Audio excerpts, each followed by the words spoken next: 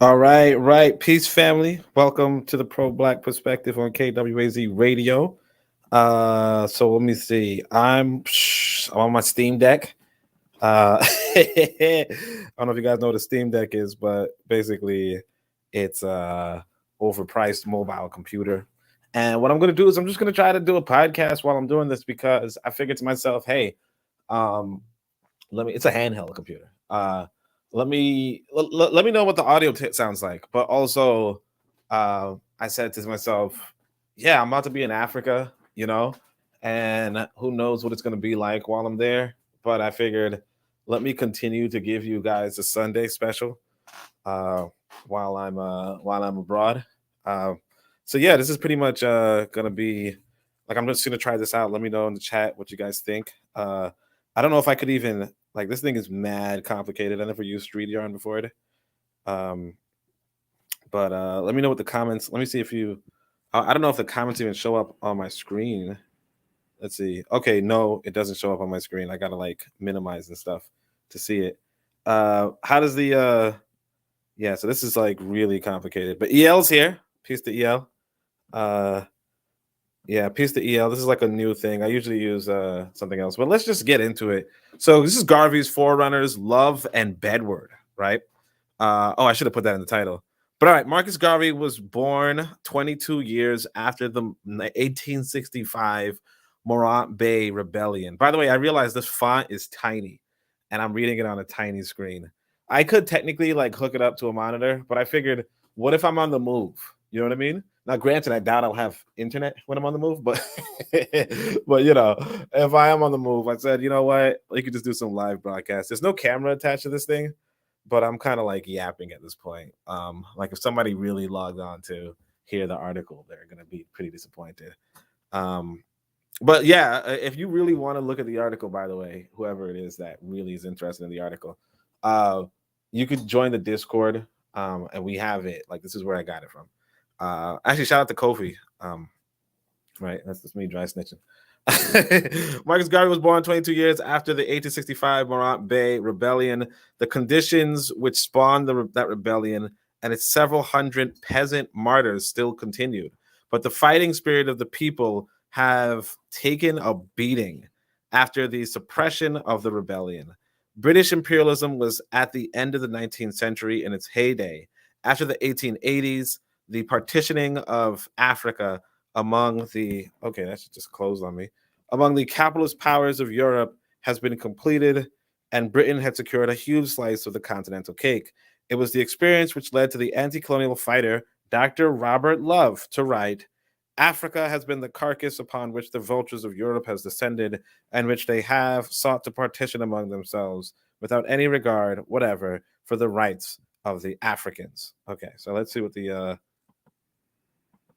full screen mode, new private chat messages will appear in the corner of your screen. I don't see any. Okay, there's no messages, so I don't see it. All right.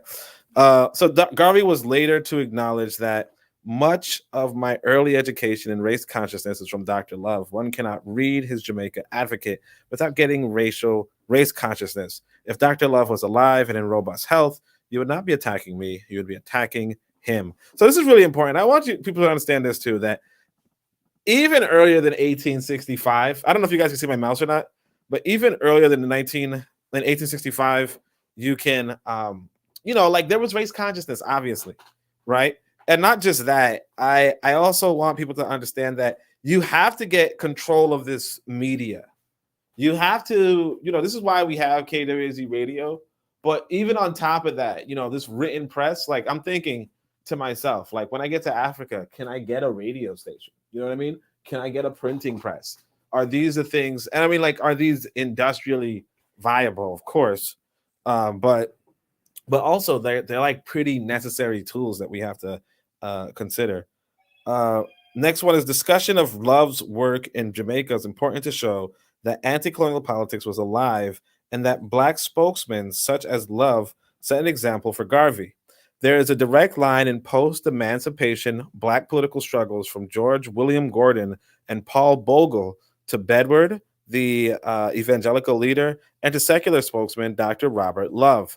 This, of course, reflects the progressive movement in Jamaican politics, which Garvey's work continued. So again, it's like we have to realize that Garvey is a part of a larger tradition. So El says he does not see my thing, and as well as he doesn't see the mouse. Yes, we have to be strategic. Controlling the media would be a. So I'm going to press this show button. Hopefully that does something. Wait, let me see something. Okay, I don't know how this thing works. All right, this thing is complicated. I'm telling you guys, this is complicated. It's an overpriced computer. Let's see. So Love was born in Nassau, the Bahamas. All right, let's stop now. Let's just stop. I'm just messing with y'all. All right, so he was born in Bahamas in 1835 and died in Jamaica in 1914. But you see, like we've been moving around, like this whole there's only one people, and if you're Jamaican and blah blah blah. Because like if Love, right, this guy Love had a child in Jamaica, right? Are we gonna say, oh no, you're really a Bahamian or you're a tether or something? Like, you know what I mean? Like we're just one people. Like people have been moving around all this time. And then somebody from Jamaica is gonna be like, hey, Robert, he couldn't have made it in Bahamas. He could only make it in Jamaica. Like shut the fuck up. Like if he did something good, then just try to be like him. Like stop it. You know what I'm saying? Oh my gosh. I'm just kind of mad, low key, that these adults, well, not even adults really. I guess adults, yeah, but these ABA like kind of sully the dialogue to the point where those silly jokes I just made actually make sense to somebody somewhere, right? But anyway, so as a young man, he emigrated to the United States, where United States, okay, where he studied for. Now the Americans are going to take credit. You know what I mean? Where he studied for the Episcopalian. And then the Christians are going to take, like you got to realize we're like a diverse people. We move, we go places. I told you guys, I have a great grandfather who like traveled from Nigeria to Jamaica. You know what I mean? Like he was like an industrialist. He was like, I got to build some businesses. And this is like, like probably around this time, you know what I'm saying? like shit, you know what I mean? So it's just like there's a lot of movement going on among the human species. It's not just white folk that's moving around while black folks sit on their hands being one solid people all the time. Tanzan says, Oni, peace, Oni, you are live. Yeah, I'm alive still. Your assassins didn't work. You know what I mean? Like, by the way, I have the link in the description. I'm trying out StreamYard. So yeah, I have the link in the description. I don't know how this thing works, but I'm learning. I probably should have watched a tutorial or something. All right, so died in Jamaica in 1914 as a young man. He emigrated to the Episcopalian priesthood and worked as a clergyman in the South. Love then turned to medicine, and by the end of the 1870s, he had completed his course at the University of Buffalo. He then traveled to Haiti in 1880, where he was employed by the Haitian government as an army doctor before settling in Jamaica in 1889. Love emerged as the most prominent radical figure in Jamaican politics at the turn of the century, and his activities were often the subject for memos and dispatches from concerning colonial figures to the British colonial secretary. And the reason why I'm reading like I don't know how to read is because this screen is tiny, okay? The screen is tiny. Just FYI for everybody who's like, why does this guy sound like he can't read? Like we're talking like I don't know if you guys know about the Nintendo Switch, but this is a little bigger than the Nintendo Switch. Like a little bit bigger. Actually, it might be smaller, okay, but it's tiny for like this whole page of PDF. Sorry, Love is best remembered for his militant journalism in the Jamaican Advocate, which was a tribute anticipating Garvey's American and Jamaican periodicals. Love was also involved with the Jamaica Cooperative Association 1897 and the People's Convention 1898. At the first conference of the People's Convention, a discussion was held on the distribution of land and to the peasantry. The chairman of the People's Convention was Alexander Dixon, who in 1899 won a seat at the Legislative Council. Okay. Love himself had been a main organizer for Black representation in the colonial legislature, which was dominated by white planters, merchants, and colonial officials. In an editorial published in The Advocate in 1895, Love listed several Black men whom he said should put themselves up for election, including Alexander Dixon. Love argued, and these Black men can no longer. Actually, he was Jamaican, right? No, he wasn't Jamaican. I guess he was Bahamian. But anyway, so who knows how that sounds, right? But anyway, let's just do a Jamaican accent, right? And these Black men could no longer hide themselves. That was too stressful. Right? And these Black men could no longer hide themselves without being guilty of treason to the best interests of their race and to the hopes which they race have the right to entertain them. Furthermore, he pointed out, let no Negro allow any man to deceive him by saying that there is no class feeling against him. That is a falsehood. He must therefore work out for himself and have nothing to do with that man. Let the Negroes look around them in their own parish for a representative Negro, gather around him. Oh, sure. So I clicked it because I thought I could have probably zoomed in or something. Let the Negro look around him in their own parish for a representative Negro, gather around him, help him, and send him to the Legislative Council. So my issue right now is that this thing is like, I see the word slide to in front of the words. That's not very helpful. So anyway, all right, so what I can do is this. Let me see. I'm going to exit full screen. I'm going to try to open this in EL showing the Haitian flags. I'm going to try to open this in my separate PDF and just pretend like I'm reading it off the screen. Yeah. So I'm going to just go on my own. Because here's the thing. I can't share I'm going to have to look into it, but I can't share my PDF page, which is the crappy part. Okay. Yeah, so I'm just learning something now. But then again, when I'm in Africa, I don't really plan on sharing a PDF. Although I did low-key kind of plan on sharing a PDF in the sense that I'm thinking I might just write some of this book while I'm there and then show you guys while I'm writing it. But it looks like it looks like it's going to be more difficult than I thought. All right. So anyway, so this was also Garvey's perspective, not only for Jamaicans, but for the English-speaking Caribbean, which was then under colonial control. In Love's writing, as well as in Garvey's, race consciousness is used in the positive sense. Race consciousness was an anti-colonial concept. It asserted that the humanity of a race of people, regardless of class, whom capitalism oppressed and exploited and branded inferior. It asserted that the humanity of a race of people, regardless of class, whom capitalism oppressed and exploited and branded inferior. In this context, racial oppression and class exploitation stem from the same source. Let me just go to the next page for you guys. Yeah, this thing is I want, like, this was literally how I was going to test it out. You know what I mean? I'm actually going to turn this on I'm going to turn it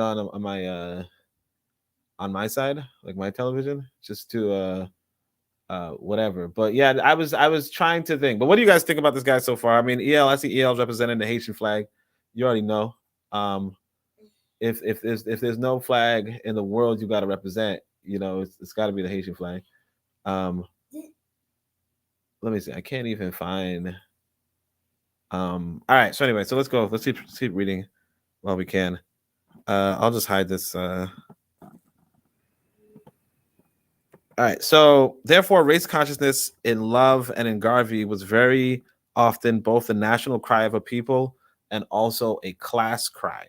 But the latter was not the cry of one class, but of several classes linked by the common yoke of suffering. Right? Hold on a second. I'm just going to click on this YouTube page. And we're going to turn on the volume. All right. So Love's electoral struggle was bitterly opposed by whites and mulattoes. Most of the Black population was disenfranchised, but Love obviously intended to make use of the certain limited reforms that had been introduced in 1895. Right? In that year, the number of elected members was raised from 9 to 14, and the franchise had been extended by lowering the property qualifications and removing the literacy restrictions. Voter registration consequently rose from 2,000 in 1884 to 43,000 in 1894. So in 10 years, they multiplied the voter registration by 20. So as a result, Love was elected to the Kingston City Council in 1898 and to the Legislative Council in 1906. In these bodies, he continued to defend the oppressed colonial population. And that's another thing. This is another thing. This is another reason why I think it's so critical for us as a people. Can you guys see this? I'm looking at this on my television, and it's like, oh my gosh, it's at 720p. Like, yikes. Yeah, this is like bad quality. But can you guys read it, by the way? And I'm just gonna show it to my my kid so he can see. Wait, let me see. I'll just put the audio for a second. Yeah, this is like bad quality, but me talking about bad quality. All right. Yeah. I'll have to figure out how to do it because I can't zoom in. I can't use my PDF for some reason. Maybe I'll try to get the other thing running instead of StreamYard. Well, I want to use StreamYard because I know people want to like call in.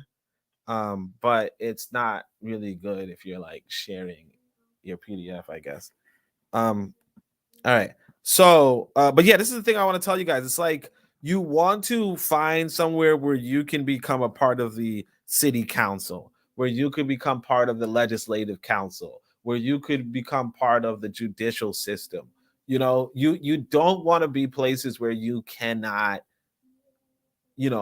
really become anything unless you're like, in bed with the white system. You know what I mean? Like you want like this guy is like straight up doing race consciousness publicly, and he's being elected to 1898, 1906, 1890. Like that's the thing that you want to do. You want to be able to be publicly, blatantly pro-black and still have a position in the government. You know what I mean? Like you don't do that in the West. You got to be kind of anti-black low key, but it is what it is. I just want you guys to get that while it's being said. EL says we can read it. Tansai says, good to hear about the tradition that preceded Garvey. He was not individualistic, but was following those who came before. I forgot I should probably click it. EL says, I'm on PC. It might be hard on a cell phone, though.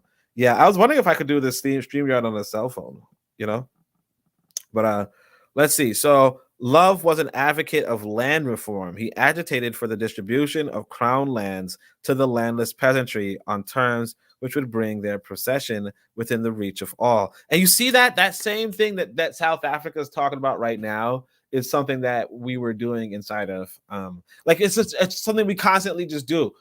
I'm telling you guys, we're going to go about with this this real this real knowledge. We have to. By the way, how is the wait, let me actually check. I'll check the audio. Hold on a second. To go about with so I don't need to bring my mic, pretty much. I don't have to bring my mic. This sounds like a pretty good mic.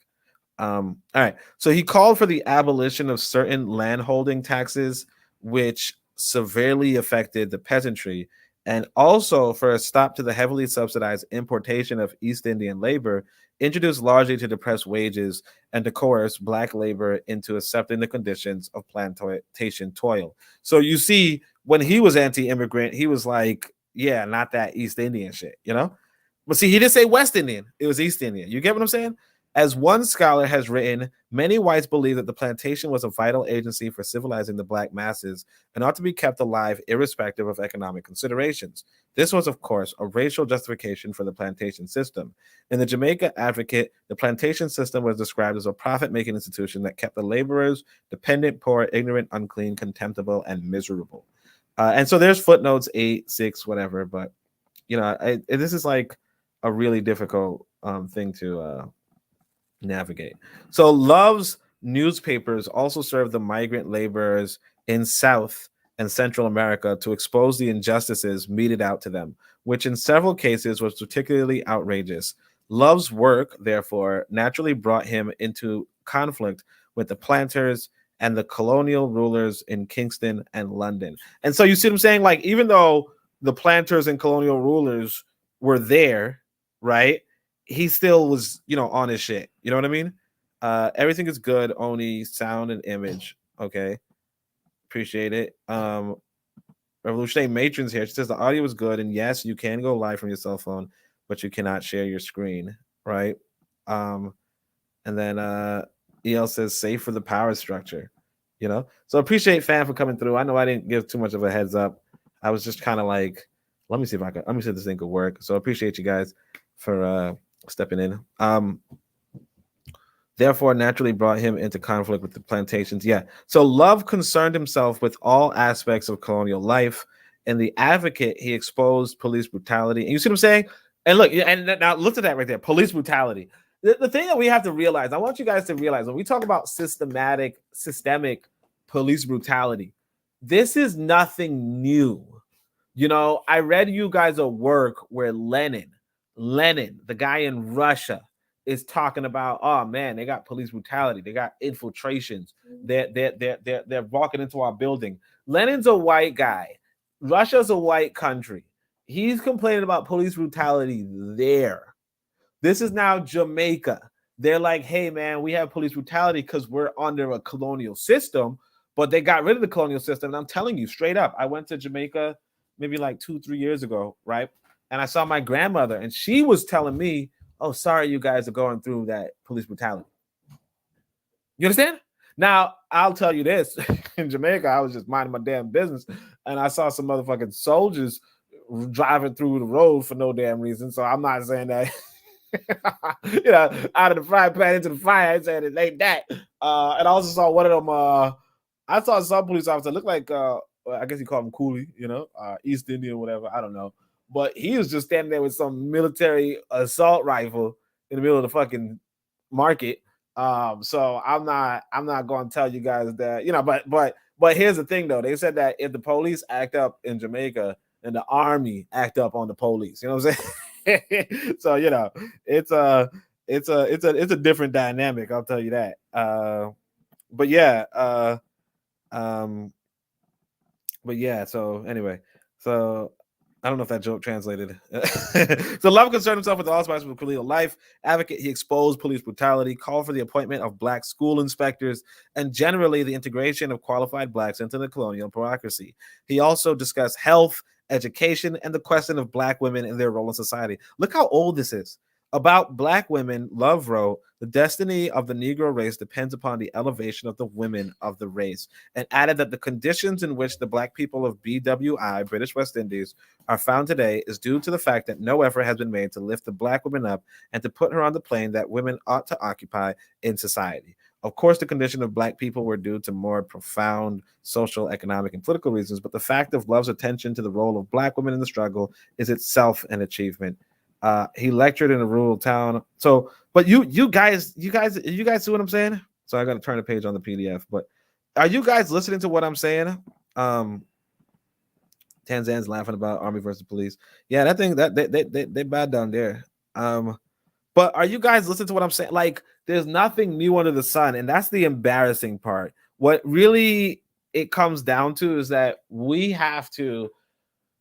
It's not even a question of we have to do different. Like, it's not like it's like what like it's like this should give you hope and also make you feel hopeless. You know, like you should never feel hopeless, honestly. But what it should tell you is that look, you coming with this this knowledge of Phyllis Wheatley and stuff. Like, look at this lecture in a rural town on Phyllis Wheatley, the African poetess. This was done in aid of the contemplated establishment of a high school for girls to be named after Phyllis Wheatley. Love was well known for his public lectures. Like, this guy is going around talking about Phyllis Wheatley, and you know, like what you know, I think it was some basketball commentator who's like, we're losing recipes. You know, we're losing recipes. Like here, this person, this ancestor is like he had the like we're on repeat. We have to win, but I think part of the reason why we're losing is I think we're losing focus. You get what I'm saying? Like, this is the thing I like about this guy Love, right? Born in Bahamas. I think he goes to the U.S. to teach or to learn, which is not the greatest thing, obviously, but he goes to the U.S. to learn. Then he learns and he goes to Haiti. does his does his part in Haiti.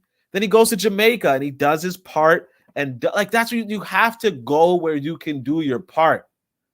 You can't sit down and wait for others to because remember that this is during a time, right? 1890, like there are people like let's be honest, when he traveled to America, there probably was people that were still enslaved, or he might have been like one of the few black students, period, if you're being honest, right? And then there was like Jim Crow and all that stuff. He didn't stick around though. He said, oh, okay, this looks like it's whoa. But I need to be somewhere where I can get shit done. And that's why, and when you do that, when you decide to get shit done, that's where things change, In fact, I can tell you guys this. So some of you guys might not know this. I'm on Discord, right? And it looks like it's actually it's not a private conversation, but this young man is coming on Discord and he's talking shit, he's arrogant. He's young, but he's arrogant. And he's talking down, and he's like, I'm so impressive and blah, blah, blah. And I say, what's really impressive? And I tell him, because like basically he's like, you could ask this other brother, right? He's like, you could ask this other brother, him and we are impressive people. And I said, what's really impressive? The fact that brother that you just mentioned, I knew that kid when he was 16. I knew that man when he was 16. I shouldn't say kid, but I knew that man when he was 16. And I was helpful and nice and kind to him when he was a young man. That's what's impressive. When you go and do when you don't do good by other people, I said what's really impressive is not these quasi achievements that you think you have. Because the kid was like, oh well, I got 5 jobs, which I don't think is impressive. I told him that straight up. 5 jobs is stupid. But he's like, I got 5 jobs and I'm trying to help on a community center. The church helped me with this, and it's like, yeah, but what's really impressive is being a good person, and I don't see that in you. You know what I mean? I do not see that in you. And that was it. What you have to do, because what Love did, right? In leaving Bahamas to go and learn, and then leaving America to go and do medicine inside of Haiti, and then leaving Haiti to go do some politics in Jamaica. What he did was he helped get Garvey. You see what I'm saying? He helped start Garvey off. Because, see, he could have stayed in the Bahamas. He could have done that. Could have stayed in the Bahamas, be like, this is where my people are. This is where my roots are. He could have said that. He could have stayed in America. This is where I learned my stuff, and this is a good opportunity for blah, blah, blah, and we got to fight the struggle. He could have stayed in Haiti, right?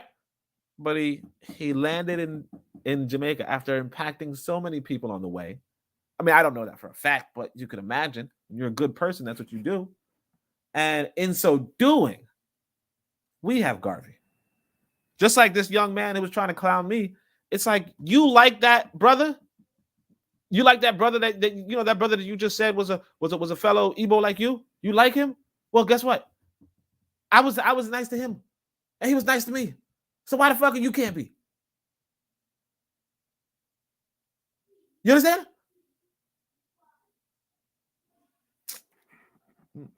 Anyway, let's see what the comments are. And y'all, yeah. Anyway, let's see. Sansan says, yeah, it's like it's been done before. We should be doing more and better by now. Yup. EL says, I'm listening. We Africans losing because we're stuck on low frequency conversations. Not on this podcast. Dang, bro, you just win at this. You have to like the frequency highs. Oh, you just said that low frequency dinner plate. That lady crazy. Yeah? So many influential African minds came from the Caribbean. It seems to be ahead of everyone at the time. Back in the day, they said thing, and they were well traveled. They used to say that the Caribbean person was pretty adventurous. Because yeah, you travel like. And the thing is that it's not even just like Caribbean people, but like realistically, like, yeah, when you have like use your damn passports, fam. I'm about to be in Africa. I'm telling y'all, I'm about to be in Africa, and I'm about to be in different cities. And I'm gonna meet people in that same Africa who's gonna be like, oh, I've never been to that city. I don't give a fuck. You know what I mean? I'm gonna try to, live my life, I'm trying to make changes, and love makes the change. The thing is this, like I said, we have Garvey. Y'all don't even know what I'm saying at that point. Let's go. Of significant. Wait, hold on a second. Can y'all hear that? Like, this, I don't know. This mic is too good. Of significance was his series on the Haitian Revolution and Toussaint Louverture, which were published in the Advocate between July and September 1898, and which created wide public discussion. The Haitian Revolution evoked the same response at that time as the Cuban Revolution did, and continued to do among imperial interests and the local ruling classes. And to mark the centenary of the Haitian Revolution, Love warned Haitians against imperialism's several facets. Keep clear of the United States greed and avoid German brutality. Can you imagine?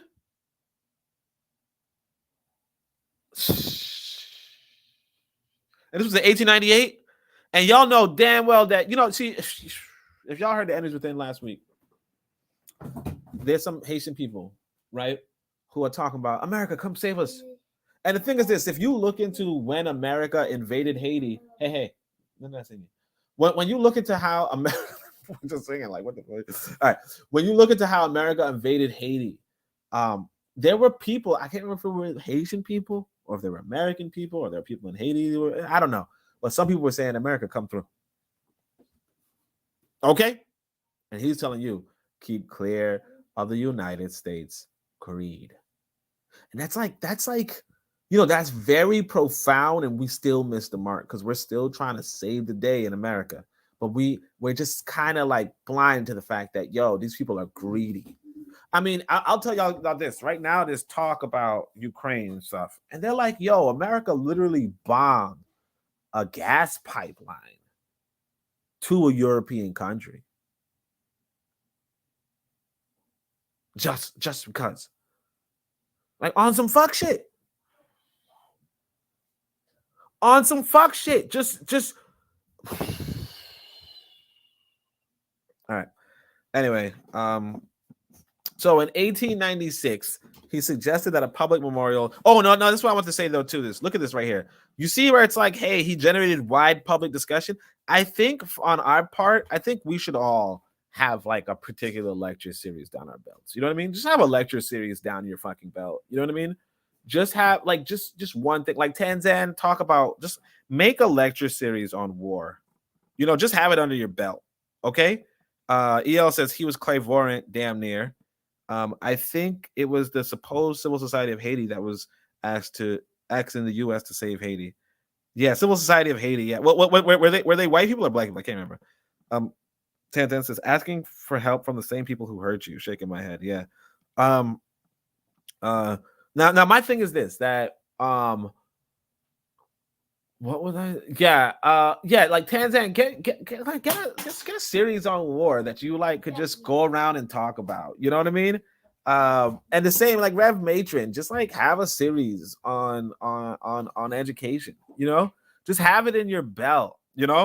EL the same. Just have some sort of series that you can just like wherever you go, just like generate discussion if you possibly can. Like you get in front of a audience and you might have other things to say, but then you're like, in my lecture series on, you know what I mean? Like just do it.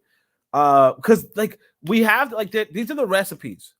This is the rest. Like these are like when you look at history, that's the recipe book. That's what I want people to know. When you say people losing the recipes, like I'll tell y'all this. I mean, it's sad, but like I ain't had good oxtails since my mother passed. You know what I mean? Like I just never had good oxtails. Never. This woman, the way she made oxtails was just different. All right, good. Like good. It's gone. The recipe is gone. She had no daughters. Her sons don't know how to, like none of us know how to make it like she did. It's gone. You're losing recipes. But now some people could be the recipe book when you understand how to talk to people. So you could say, hey, okay, oxtail slams. I learned that from Oni. maybe I got to look at the oxtail, but you ain't gonna get it like that in the stores. Not stores I've been to. And I've been to quite a few stores, right? But at the same time, it's like, you pick up on stuff. So I want you to pick up on stuff.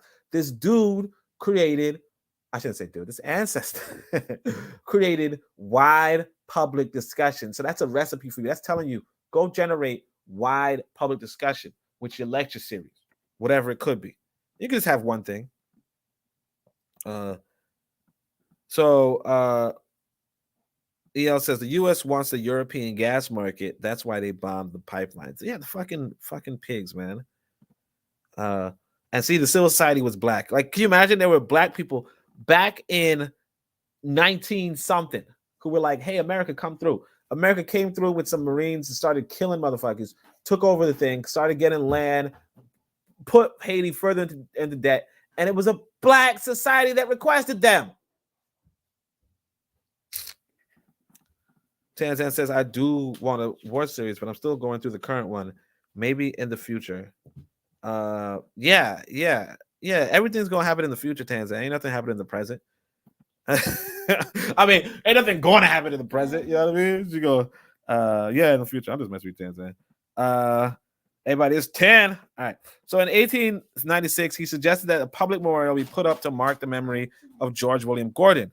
Love made the suggestion 31 years after Gordon's execution for his links with the 1865 peasant revolt led by Paul Bogle. And so y'all see that Paul Bogle was actually a contemporary of this guy's. Okay. If y'all don't know who Paul Bogle is, he's like one of the 3 national heroes of Jamaica. So it seems like it's distant history, but it's really just people making history. And that's what you have to be, a person making history instead of looking at it from some far-reaching lens. Can I show Twitter on this or no? I can't. All right. So Love's influence on Garvey must be seen not only as an introduction to early nationalist politics in Jamaica, but also to the Pan-Africanist ideas articulated by Afro-West Indians, Afro-Americans, and Afro-intellectuals. In a very real sense, Love was a Du Bois type intellectual. Okay, you lost me, author. In his writings, there are references to the works of Paul Laurence Dunbar. And you see all these Americans, Phyllis Wheatley, Booker T. Washington. He actually quotes W. Du Bois, Alexander Crummell, John Edward Bruce, H. Sylvester Williams. Now, John Edward Bruce, that's my dude. J. Albert Thorne, Frederick Douglass, Edward Blyden, and J. Casey Hayward. Now, tell me you were educated in America without telling me you were educated in America, right? In fact, it was the partnership of Dr. Love and H. Sylvester Williams which launched the Pan-African Association in Jamaica in April 1901. So, guys, these are the recipes. Launch a Pan-African Association. One of the things I do want to read to you guys is that the story, like the biography of Carlos A. Cus. Good.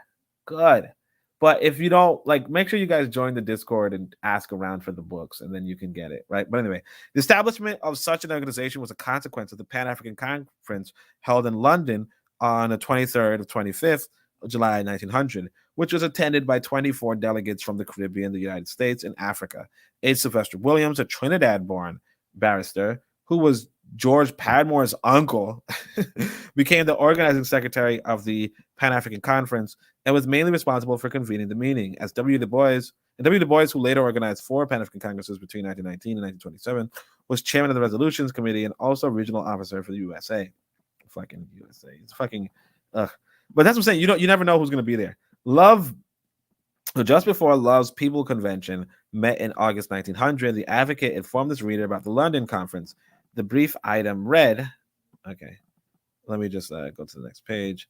So let's see. EL says, yes, we need to be ready for war to set the world straight, period. The power, sorry, I just highlight it for you guys.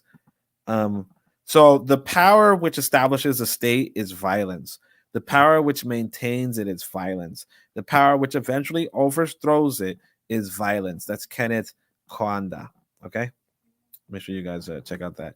I forgot to put the banner. I wonder if I can put a banner now. So look, there's they have these sample banners. It's use banners to summarize your talking points, and I can actually just show you guys what it says. But it's stupid. We underestimate the resolve of our enemies. Yeah, I mean, some of us are just whatever. I'm gonna leave the Kenneth Kwanda up for now. So let's see. The Pan-African Congress. I changed the page. Yeah, the Pan-African Conference, composed of black men, is to meet and to deliberate in London during the present month. Its object is to bring before the people and government of Great Britain the circumstances, claims, and desires of the black population incorporated in the British Empire. Look at that. It's so BAN. I'm not gonna hold you. Like, I'm telling you, I'm not gonna hold you, but at the same time, like I said, like, the part of the reason why you even do anything, even if it's wrong, is to go and do something. You know, one of the passages inside of the Book of Power is going to be a little bit biographical. I'm going to show you guys. So after my main essay, I'm going to show you guys a crappy ass essay. You know, I'm going to show you a really great essay, and while you're on that high, I'm going to show you a crappy ass essay. And why do I do that? Why is the timing like that? It's because I want you to realize that you can go really high. Like, you can go really far as long as you start walking. You know what I mean? As long as you start, as long as you take that first step, you can go very, very far. Okay? So, you know, I consider that one essay like one of the best essays I've ever written, or like the best essay I've ever written, particularly at that time. Well, I mean, I haven't really written anything after that. So, yeah. But I say that to say that before that, I wrote this essay where I was like, well, we got to organize the way how you should organize inside of these certain cells and blah, blah, blah. And it's just some, like, it's unreadable. You know, it's unreadable. It's like, why the fuck did you say this? What do you even mean? You think you could, that's what you think? No, that's, you know, and I would be like, you know, today I might be like, yo, what a BAN, you know, and that's fine because one, it was good at the time period. You know, it was good for where I was positioned. And two, it started me off. And that's what really you have to do. You have to start. You have to just be there. Because you either get better or somebody else picks up on your shit and gets better off of it too. You know what I mean? And that's really what you need to do. But anyway, we're gonna keep going. We gotta be faster because Tanzan's gonna be live sooner or later, you know? So we got to be quiet for that. The conference also received the support of another Pan-Africanist figure, J. Albert Thorne, who was, from a political point of view, in the Booker T. Washington mold. Thorne was born in Barbados and taught for many years in Jamaica. He was not a radical, but he had ideas about resettling blacks in Africa. In March 1901, Sylvester Williams arrived in Jamaica to organize the Pan-African Association. As part of the publicity, the Advocate published documents from the London Conference, including the address to the nations of the world, written by by Du Bois, which sets out the early progressive ideological orientation of Pan-Africanism. So Sylvester arrived in Jamaica to organize the Pan-African, and he's public, and a part of the publicity, the Advocate published documents from the London Conference. So I'm saying, like, that's what I'm gonna do. I'm gonna publish some stuff about what the platform should be, and it's kind of like this, but that's what it is. You know, like you have to just publish and like get your publications out and get them in other people's hands so that people like us can read them and expand and publish and read them and expand and publish and work together and expand and publish and work together and build communities and build nations. But it starts with us. You know, remember this, that Jamaica, like, you might be like, I'm not too impressed. You know, what the fuck did they even accomplish? I mean, Jamaica might not be the best place right now, but they're not a fucking colony. Africa might not be the best places right now, but they're not fucking colonies. Okay? And that's a huge thing. You know, if you think that's not that big, well, you know, you you know, just look at the places where white people are still under control. You know, and look at how black folk are being treated in that places. You know, I just saw this video of this kid in the States who was like just like getting harassed because he's going to school or some shit. You know what I mean? Like, they were like, show us your ID. It's fake. And he's just and here's the thing about this kid, he's probably gonna die in 3 years. Okay, he's a fucking child going to school, trying to make the best of his life, and he's probably gonna die in 3 years. Yeah, it's like that bad.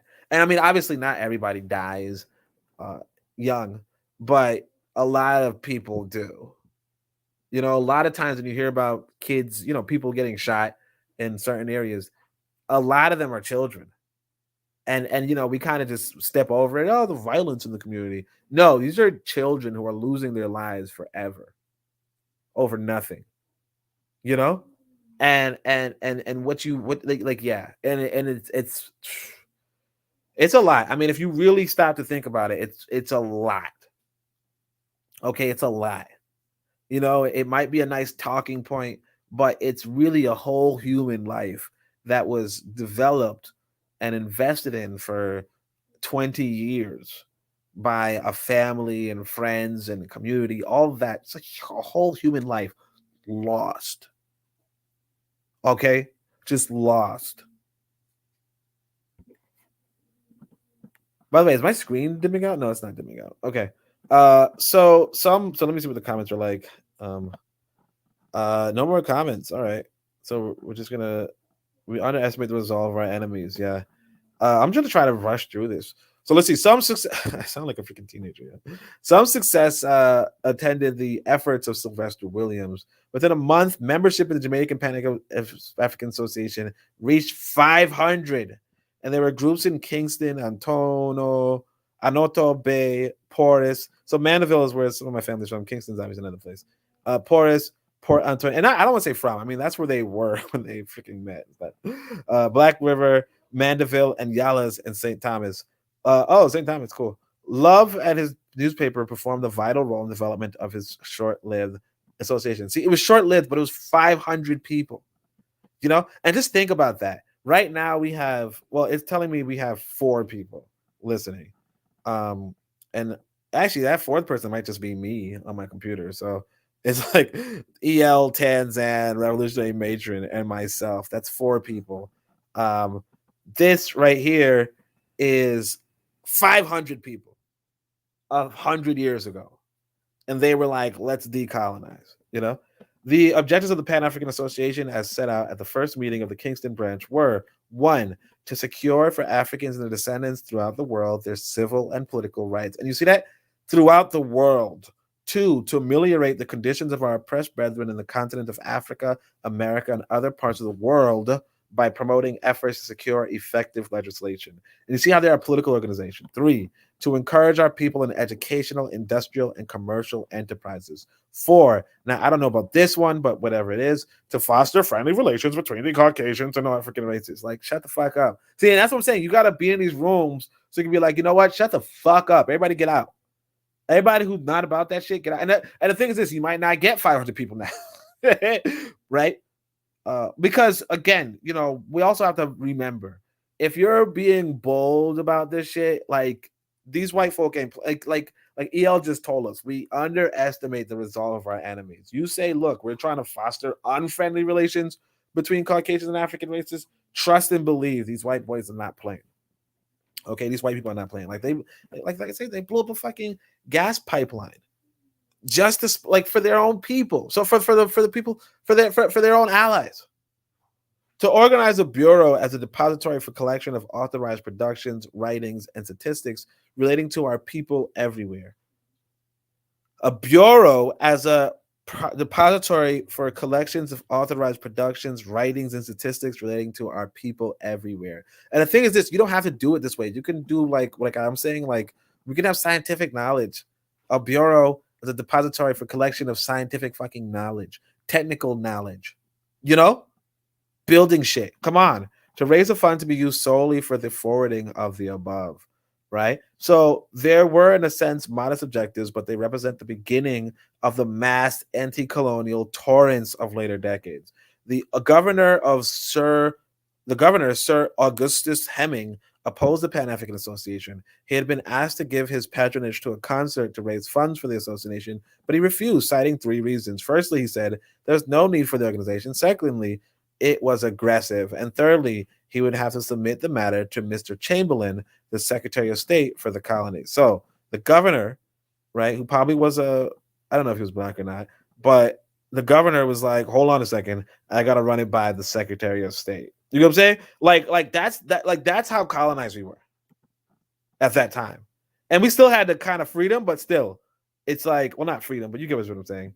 So Lois replied in his very incisive manner, Sir Augustus Hemming, the man sees in the African race a people subject and to be kept in subjection, even though they are called British subjects, and consistently enough, he refuses to sympathize with their aspirations and aims. Sir Augustus Hemmings cannot arrest the tide of aggression. It is the law of the world, and if the Africans, like others, is to be progressive, he must be aggressive, and he is not to ask leave of Sir Augustus Hemming in this matter. Now, I don't know why but you guys, it's probably a white guy because it says sir, right? And not to say that white people are sirs and stuff, but like literally a sir is like a knight in England. You know what I mean? Like, I don't know. But he says he sees in the African race a people who should be kept as subjects. And they said, no, we're not going to be the subjects anymore. Now, granted, are they fully out there? No, of course not. But, it is what it is. Bitter Medicine's here. Bitter Medicine's looking. Illustrating Matron says, we have to remember that there were a lot of mulattoes. Yeah, that's another thing, too. Like, the dude could easily be a mulatto. Appreciate it, sis. Hemmings replied, repeating his position and arguing with crass hypocrisy that in British colonies like Jamaica, there was one law for black and white, and the laws impartially administered without fear, favor, or prejudice. I don't know how that's a brag. One law for black and white. But that's what I'm saying. Like, that's what it is. You see, that's the life that they had in Jamaica. We could talk, oh, they're colorists right now. And they're still blah, blah, blah. What they got rid of was, oh, no, wait. No. Okay, he's saying that they're using the same law.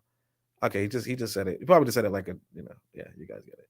One law for black and white, and that law is impartially administered without fear, favor. Yeah, okay. Cap. So Love's reply is well worth quoting at length with a touch of his characteristic irony. It cuts through and exposes the class and racial realities that determine how the law was exercised. There is one law for black and white is a convenient phrase. Now, I can't do it. It's a convenient phrase frequently employed in Jamaica and elsewhere as a vehicle to convey a false impression as the prevailing conditions of the various classes, positively and relatively. It has become the stock formula under the plausible sound of which a subtle deception is veiled. There is one constitutional law for white and black in the United States, yet black citizens of the United States are publicly shot, hanged, and burned at the stake, and thousands are disfranchised in spite of that one law. You see, the dude was in the United States, he saw it. He was like, holy shit, I'm getting out. Fuck out of here, man. That's what I'm saying. You gotta know. Like, you got peep game. Whoa, you publicly shot, hanged, and burned. Nah, cap. So not cap, like, you know what I'm saying. The latter of the law and the spirit of the rulers are very different things. His Excellency says, the letter of the law and the spirit of the rulers. You got to know the spirit of the rulers. Wherever you are, you have to know the spirit of the rulers, okay? Are very different things. His Excellency says, in Jamaica, there is but one law for black and white, and that law is impartially administered without fear, favor, or prejudice. But in spite of this, we are left to ask, where is the black man whom His Excellency has appointed a member of any public board? Although almost all the prisoners in the island are black men, where is the black man whom he has ever appointed on the board of visitors of either the prisons or reformatories? In Jamaica, there is but one law for black and white, yet by that very law, the black masses are made to pay more taxes than the white classes. We do not deny that in Jamaica, there is one law for black and white, but we do deny that a spirit of impartial justice gives value to that law, and after all, the latter is the main point. And that's something I was going to tell you guys, or I was telling you guys, the judicial system is the most important system. I realize now. I realize after Ptah Htp reading, the judicial system is the most important system, and you gotta like navigate accordingly. But anyway, it was the very issue of class and race prejudiced judiciary which Garvey was to take up 20 years later, and which led to his imprisonment in Jamaica. I don't know. Okay. Under other circumstances, Love continued to engage the exponents of colonialism and racism. And you see, that's why people be like, hey, man, he didn't make it in America. And blah, blah, blah, blah, blah. It's like, dude, this was a Jamaican tradition. Like, what are you fucking talking? Like, not Jamaican tradition, but you get what I'm saying. Like, it wasn't originated with Garvey. This didn't end with Garvey. And it's like, it's just an interconnected. When we say Pan-African, we mean Pan-African. You know what I mean? Because this guy is like, yo, let me read up on Du Bois and stuff. Like straight up. You know, and like even Du Bois, even though he's like a whole coon and all that, you can't fault the dude because he did something that this guy could be inspired by, who then inspires another person, and that's exactly what I was telling you guys about. It's like sometimes you just do your work, and you can inspire other people. You know, you don't have to do it all. You can inspire other people to do some of it too. Okay, many hands make light work. All right. Uh, So it was this very issue of class and race. Oh yeah. So under other circumstances, Love continued to engage the exponents of colonialism and racism. Joseph Chamberlain was reported to have said, as a dominant race, if we admitted equality with inferior races, we would lose the power which gave us our dominances. And Love's all right, so let me just change the page for you guys. This thing is mad hard to use. Uh let's see. And aside, I was listening on my PC and on my phone for a short while, but it didn't increase the count of people watching. I conclude that YouTube counts the accounts watching and not the devices. Yeah. Yeah, I realized because Bit of Medicine kind of looked in like, yo, I'm here too. So, well, actually, no, now it says 5 people. So um, it could just be somebody else. I don't know. But anyway, wait, am I even on? Yeah. I wasn't sure if I was on my account, listening or not. But all right, Advocate Freak replied fiercely, attacking colonialism. It is with this principle that they vex the Africans with punitive expeditions and destroy the Indians with famine and I'm actually not thinking that fifth person could be you. But it was with the principle that they vex the Africans with punitive expeditions and destroy the Indians with famine and oppression. So they're saying the principle is that, hey, we have to admit that we're superior, otherwise we're not going to be dominant. You get what I'm saying? And why people understand that? I don't believe Claude Anderson at all.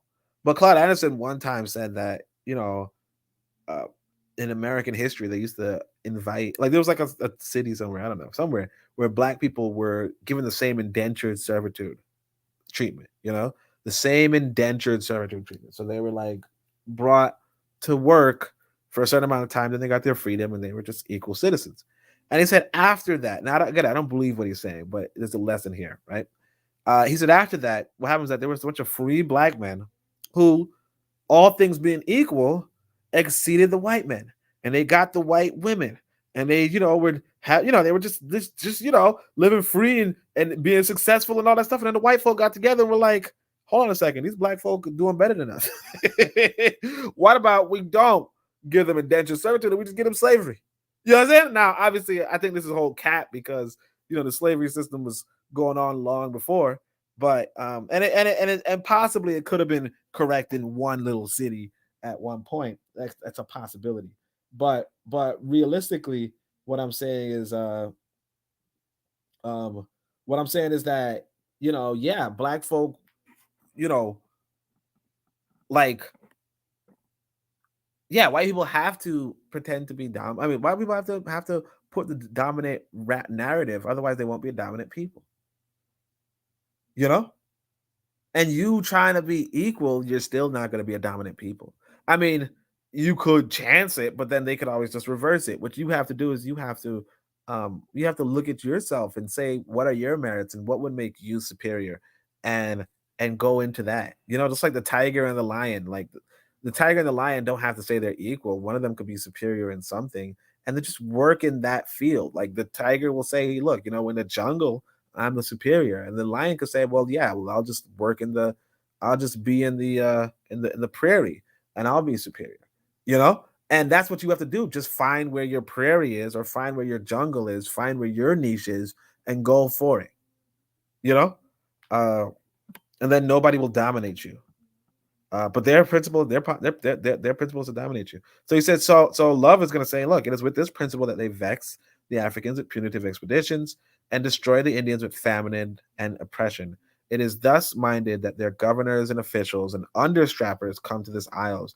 But Englishmen will wake up someday to find they are making a great mistake. The subject races will not always be governed by that spirit. They were not always thus governed. The Indian will someday repel the assumption. The African will do the same thing. The Egyptians and Burmese, etc., will vindicate their individuality and will prove that temporary dominance is not evidence of constitutional superiority. Ashe. And you see, he says Africans. Of course, he differentiates the Egyptians from us, but you notice he doesn't say Negro. It's really interesting. Although he did, I think, before, but still, it's just interesting. All right, so this line of anti-colonial struggle was directly continued in Garvey's work. Love was an important orientation that preceded Garvey, a legacy of ideas and battle that he could draw on, a platform of views and aspirations to which he could attract a mass base. Love was a fighter, but he was largely alone. He really had no mass following. And again, remember, you don't have to have a mass following. I want you guys to look back at Malcolm X. Malcolm X, look into Elijah Muhammad. Look at what Malcolm X said about how many people were members of the Nation of Islam before he came in and how many were after he left. The Nation of Islam was an organization, a little tiny group. And then somehow Malcolm X got caught up in it. He got convinced by it and he blew up the organization. Okay? Partly because he got on television. And if you guys know about why that happened was actually Carlos A. Cooks told them, go to see that fake organization up there. You know what I mean? But they really were trying to interview Carlos Cooks, and he was like, I don't do that Western bullshit. And he said, go look at those phonies over there. And that's why we know about Malcolm X now, and we don't know about Carlos A. Cooks, which is a kind of another kind of quasi lesson, which is, I mean, like it's complicated, but you guys get what I'm saying, Actually, if you guys let me know what your thoughts are. So let's see what the comments are. Looks like Revolutionary Matron says, they only know they are men because they declare other men to be beasts. Yep. EL says, wow, I never saw it that way. I'm actually not sure what you mean, bro, but interesting and pragmatic. This is interesting and pragmatic. Dang, I wish I knew what you were talking about, bro. Forecast is here. So what's up, Forecast? So let's go. This line of anti-colonial struggle was directly continued in Garvey's work. Oh no, I read that one. No mass following. So remember that, no mass following. Like again, same thing happened with Elijah Muhammad and them, but it is what it is. West Indians had a paternalistic attitude to Africa. Some had gone via the colonial route to work as teachers, missionaries, and skilled craftsmen. The perspective of the advocate was that West Indians must qualify themselves to assist in the enlightenment of neglected Africa. At the same time, the advocate did its best to use views and information from the West African colonial press, newspaper like the Sierra Leone Weekly News, the Lagos Weekly Record, and Lagos Standard. Oh, dang, he was actually up in Africa using their, if that's good. The Lagos Echo and West African Mail and the Golden Coast Leader were frequently referred to in the Advocate. There's even reference to the Advocate having a special correspondent in West Africa. So that's cool. Now, see, this part is not that cool, the paternalistic attitude and the, we got to go enlighten them. But, again, like the idea of you got to go enlighten them, that's not entirely bad if you understand what that means. It's bad if you're talking about Christian proselytizing. But it's not bad if you're just talking about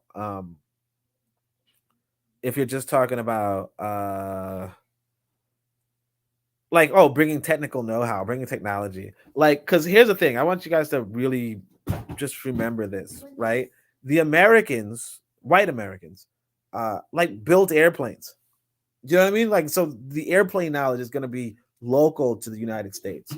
The automobile technology is going to be pretty local to Europe and the United States. The computer technology, again, is going to be pretty local to the United States. Even the video game technology is pretty local to the United States. So people are not going to know about this, and they're not on their way. Most people are not really developing this either.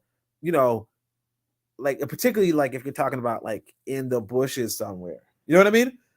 Maybe if you're talking about another technological institute in Africa, sure, they might be on there, they might have been building automobiles and stuff, maybe.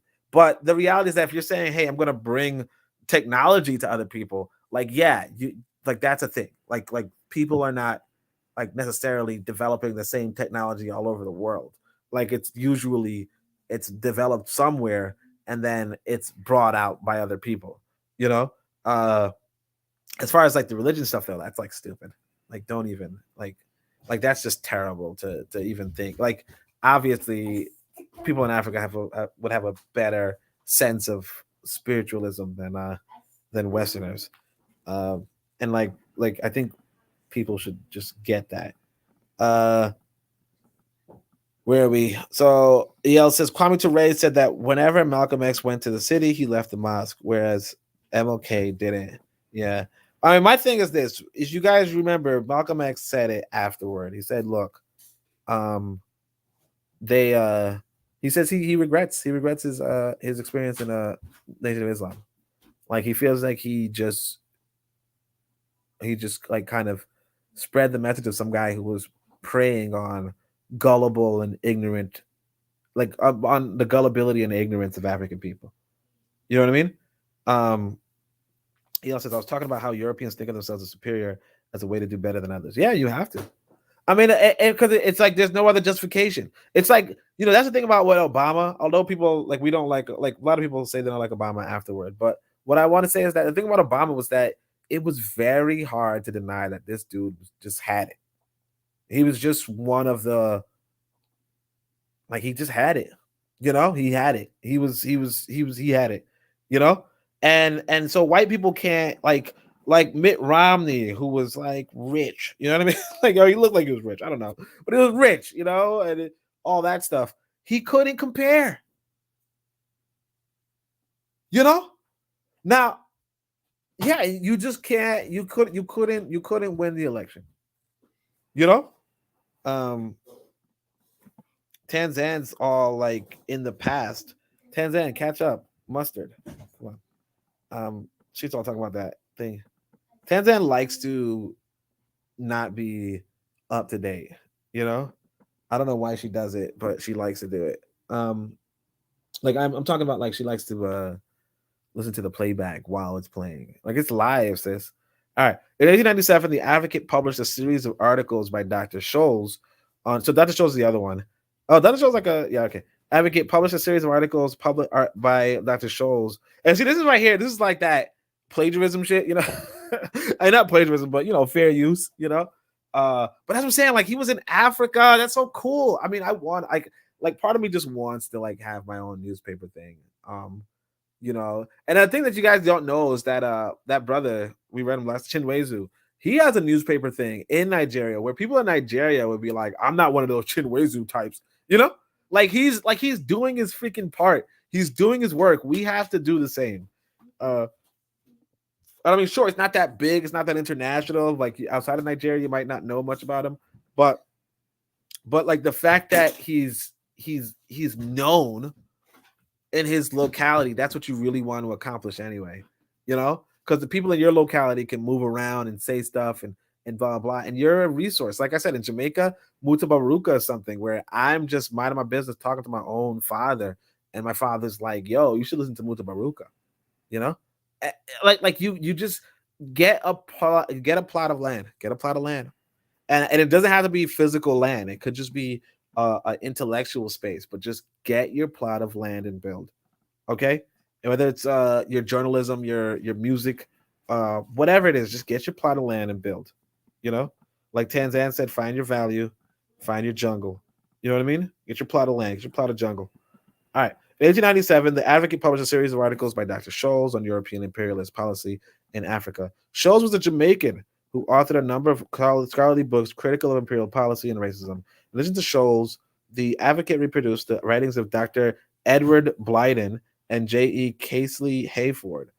Indeed, the attitude of the Advocate towards African political development is summed up in the comment, Africa for the Africans is the new cry of an old cry. This cry will awaken the so-called civilized world to a consciousness of the fact that others who are not accounted as civilized think with regard to natural rights, just as civilized people think. See what I'm saying? Like, we all have rights, right? Well, look, I don't believe in the right stuff. I'm not going to hold you guys. I don't think there are rights, you know? But, I mean, I get why people talk about it. And of course, if anybody wants to know, we can have that conversation. By the way, I have the link. Let me see if I can post it again. Bitter Medicine just rolled his eyes. So yeah, I'm on my StreamYard. If y'all don't know, I'm on we'll highlight Bitter Medicine rolling his eyes. But anyway, I'm on StreamYard. I'm on my Steam Deck. Yeah, it's a expensive ass computer. These white boys is jelly because they on this waiting list for like another 3 months. Some of them are, some of them are all right. But anyway, they jelly. All right. The Advocate also dealt with the struggle, even this technology in my freaking hand. Like I'm holding a computer in my hand, okay, doing a live stream, right? But anyway, that this technology is not like if I tell people, oh yeah, I'm bringing technology, no, they're not building this a lot of places. Like literally, like one of the few places building it is what was this Valve company, not to say that there aren't other portable computers, but it's just is this like pretty state of the art? You know what I mean? A lot of technology is pretty state of the art. So Booker T. Washington was so the Advocate was also dealt with the struggle by Afro Americans for civil and political rights against racism. See what I'm saying? Like talking about Pan-Africans don't try to do nothing. Like this is like, yeah, but some people say, hey, they haven't tried to do something in recent years. I'll give that, I won't use this as an evidence against that, Booker T. Washington was at this time the acknowledged leader of the Afro-American population. Love described them as the Negro apostle of industrial education for the African race. The Advocate in 1903 published a comprehensive report of the 12th Tuskegee Conference, and between November and December 1901, a series of articles also appeared on the race question in the United States, which dealt at length with Washington's activities. However, Love was critical of Washington's apparent acquiescence to the racism of the American South. Instead, Love paid more attention to the more radical Afro-Americans like John Edward Bruce, the radical journalist who later worked for Garvey's New Negro World newspaper. Love, in an attack on American racism, quoted extensively from Bruce's protest pamphlet, Blood Red Record, dealing with the lynching and burning of blacks in the United States. And see, this is stuff that you want to pick up on, though. Like, if he wrote it somewhere, you can read it. And so you can have a comprehensive report on the 12th Tuskegee Conference. Like, you can. One time, oh, shit. Am I not showing the screen? Shit. That's the only problem with this device is that I'm not showing the screen. Bit of medicine said he rolled his eyes at my Jamaican accent. Tanzan says, I do not like to miss even a minute of a live stream. Sue me. Y'all heard her. She said to sue her. Hope you got a bank account because I got a lawyer. Anyway, I'm just messing. I ain't got a lawyer. Anyway, so but like that's what I'm saying though. You could Love was critical of you could racism of America. Like you could read his article and probably pick up on some game. Let's see if I'm on the right page. All right. So there are some of the political positions adopted by Love, which make him significant in any study of Garvey's early life and work. Clearly, Garvey had been privileged to hear Love lecture, no doubt, especially around the period of the 1906 election, and he was certainly a reader of the Advocate. As a matter of fact, one of Garvey's co-workers at the government printing office, Kingston Enos J. Slowly, knew Love personally, and Slowly not only traveled to Costa Rica when Garvey went there around 1910, but was to be one of the founding members of the UNIA. So you see what I'm saying? You have to just be a good person, I don't know if you guys so Tanzan, you probably missed this part, but yeah, I was saying that some young kid was like clowning me, but at the same time was like esteeming some other dude, right? And I was like, that other dude that I was a good person to that dude. You know what I mean? Like, and that dude was a good person to me. So like, what's your problem? Like, I knew him when he was 16, I said, and he wasn't as arrogant as you. Like he wasn't as arrogant as you. And even though with all his accomplishments, he's still not as arrogant as you. And you think he's accomplished, you appreciate him, you like him, but like I was helpful to him. And that's what it is. Like Love is helpful to Slowly. And then Slowly it's helpful to Garvey. And then Garvey found this organization, that the UNIA, that becomes this mass movement. Love didn't have a mass movement, right? Anyway, so then we go to the next person real quickly. Better Medicine says Steam Deck. Nice. You understand? Let me see. I can't even tell if anybody tried to join the chat. It doesn't look like it, which is interesting. But I mean, it doesn't seem like it's that complicated. Let's see. Socio-religious ferment, Bedwardism. So while Dr. Robert Love represented the secular form of anti-colonialism, there was also the religious form, which manifested itself, especially in Bedwardism. So throbbing at the heart of Bedwardism was the restless frustration of the downtrodden and displaced peasant masses who looked to God for salvation and saw in Bedward his representative in Jamaica. Bedward took the name of its founder, Alexander Bedward, a native Baptist preacher who had been a cooper on Mona Estate, St. Andrew, and in Panama. The native Baptist movement of Bedward goes back to the peasant activity of the 1840s, which culminated in the Great Revival of 1860 to 61 and in the Morant Bay Rebellion of 1865. During the 1880s in the parish of Hanover, there had also been another significant revivalist movement. So now we get into religion, bam.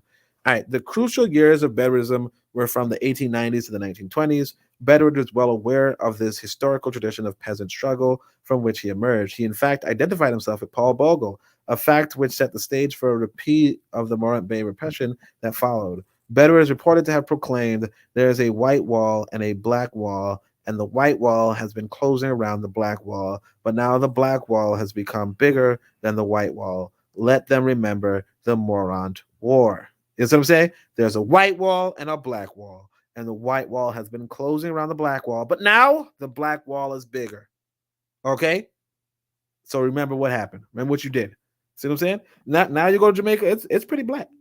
Just letting y'all know, stating the fact, Jamaica might not be perfectly, but it's imperfectly black. You know what I'm saying? All right. Characteristically, speaking in parables, as so many Jamaican working people do, Bedouin was challenging the colonial state. This was a seditious statement defiantly uttered in the tradition of Paul Bogle, which bore testimony to the fact that the black militancy and rebellious spirit of elements among the downtrodden peasantry had not been snuffed out in 1865.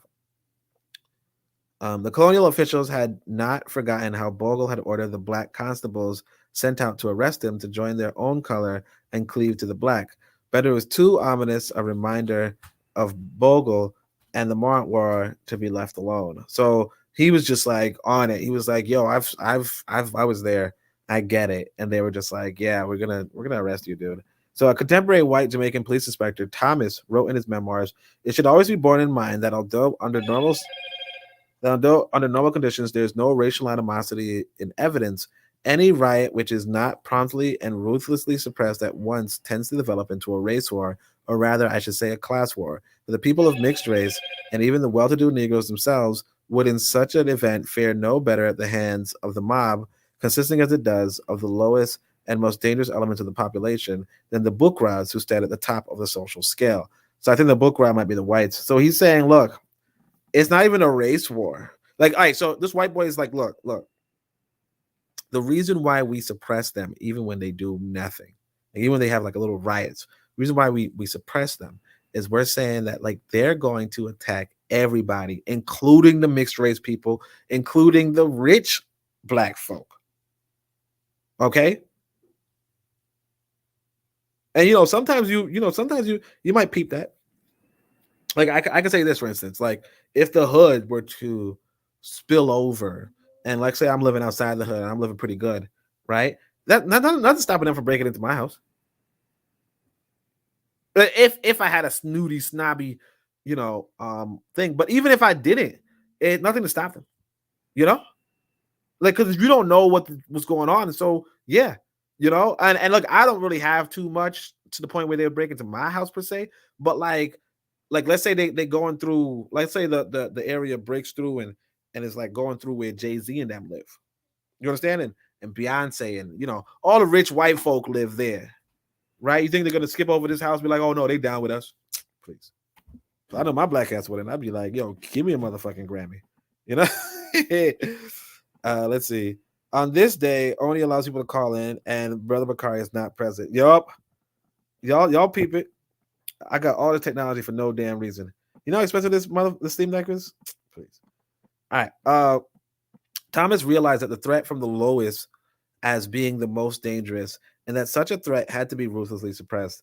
Thomas's position was the norm of ruling class sentiments in the colonies. Beneath the whites were the people of mixed race and well-to-do Negroes who were often more vitriolic in their hostility to radicalism than the whites. Yep, the clones. This difference was not because the latter were more disposed to the blacks than mulattoes or middle-class blacks, but rather it was prudent for others to do their dirty work, and it was a role that the colonial-minded middle sector could be relied on to carry out. But you see that, though. White, you have to understand this, too, because my brother was telling me this. So, like I'm saying, you have to have your meetings. I used to have meetings, right? And what we do is we would we had this brother. This brother was like a black man, okay? He was a black man. You know what I mean? Like I was still a young buck back then. He was a black man. And he came through and he was like, look, the thing he noticed when he's looking inside that area is that we allow, like you, in order for the system to work, you have to have white and black cooperation. Like when a white boy is chasing a black person, we all kind of stand to the side. You know, we move our car to the side because it's legal. It's a legal thing to do, right? Or if they're running through our yard, we're like, we don't say, "Hey, don't go through my yard. You're trespassing." We just let them rock. You know what I'm saying?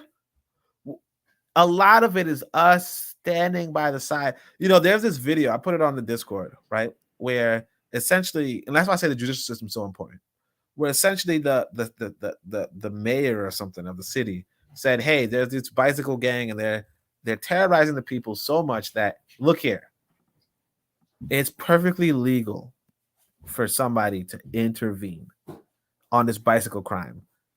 Bomba clouds. Let me tell you this. Bicycle guys stopped they're just robbing somebody at gunpoint. Somebody else just rams their car into them and drives off. You understand? Another example. Same thing. Boom. A whole car crash.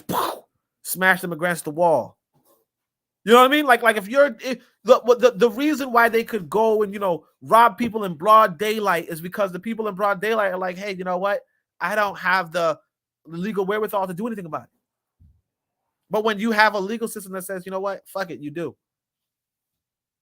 Have at it. Oh, shit, boy. But what it tells you is this, that realistically speaking, we are sitting back and letting ourselves be terrorized. And when we describe it, we say, oh, well, it's the well-to-do Negroes. It's not just the well-to-do Negroes, really. It's even the broke ones. Because see, if we know it. Like, in fact, there's actually a video on Twitter right now. I think it was in London. Oh yeah, it was London. So it's black police officers handling these teenagers, these 4 teenagers. I think he's trying to arrest one, so they're attacking him, and he's headbutting them, and he's put up a good fight, But the reality is that most people kind of stood by and either let the police officer, which again this time is black person, so it's not whatever. But and again, it's a black person doing it, so you know what I'm saying. Like you do need white black conspirators, but why I say this is to say that like it wouldn't be the same if 50 people stopped the police officer. You get what I'm saying? It wouldn't be the same, and that's for the black cop. Now there's another example of a white cop harassing that little boy who was going to school or whatever, telling me he's a fake ID and all that shit, right? And his black friend is there, and most people looking at it like, hey, dude, let the police do their job. We're conditioned to say that. We're conditioned to think that. But what it really means is, hey, look, we agree. That's what it really means. And they have your consent. They have your consent to rule them. They have their consent to rule them. Now, my thing is this. Like I said, this is their country. So, I'm just like, fuck it. I'm just going to go. It's okay. But because I also noticed that, what? People people have they have their consent. They have our consent. And you can say otherwise, but you do. So all right, so let me see something. So I see I can find this here, but let me read in chronological. So we got Revolutionary Matron says, we live in a world of laws Once the illusion of man-made law is broken, violent men will do violence. We live in a world of laws. Once the illusion of man-made law is broken, violent men. Yup. And that's the thing. Like everybody does violence, but the thing is that we stop. So yeah, I can find. I don't know what he means, but I think I might have said something. Just bro, I cannot allow you to be cussing out Jamaican bad words like that, man. Feel me? And then Tanzan asks, what is Hey, look, man, I'm Jamaican too. But all right, no, I feel like it might be elders, so I'll try to. I didn't know elders were listening. I knew my younger was listening, but I didn't know elders was listening, so I'm gonna try to clean up. No problem. Tanzan says that's why practicing your Second Amendment rights is important, right? And then so EL says, always keep in mind the white supremacy is nothing without black compliance. Dr. Umar Johnson, you already know. And so I can fire his greetings. Says, hello, my people. Let's do this Pan-African thing. You already know. And Tanzania asks, what's a dirty word?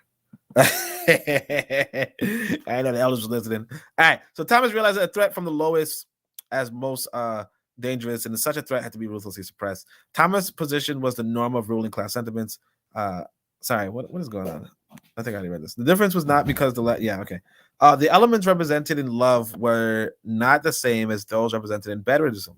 Bedouinism attracted the most suppressed sections of the poor peasantry and semi-proletarian masses, out of which Rastafarianism later came. Love reflected the middle peasantry, the better-off blacks, whose advance in all areas, professional, mercantile, social and cultural and political, faced the stone wall of colonial racism.